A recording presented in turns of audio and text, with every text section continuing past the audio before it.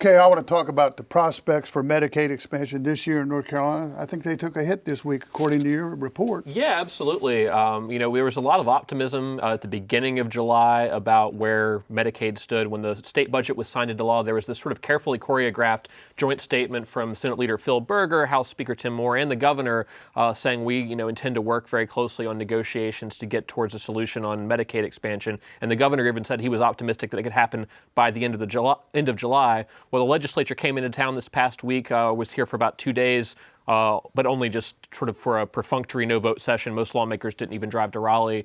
And we learned from Senate Leader Phil Berger then that there is no real solution right around the corner. The negotiations are still happening, but they're not even happening with legislators. They're happening with the stakeholder groups, the insurance companies, the hospital groups, trying to come up with some sort of agreement. And the big sticking point seems to be around some of these other regulatory changes that are part of the equation for Medicaid, most notably Certificate of Need, which is the state regulatory framework by which hospitals and other healthcare facilities can expand. They have to go through this process to establish that they're needed, not just that, we'd like to spend the money and build a new hospital in Raleigh or wherever else. And that's an issue where apparently the Hospital Association is not, according to Phil Berger, not willing to come to. He was pretty critical of the hospitals. Yeah, I mean, for a guy who actually gets campaign contributions from the Hospital Association, he blamed them for the reason that we have an impasse, said that they've been receiving potential compromise offers and haven't agreed to move all down the court at all.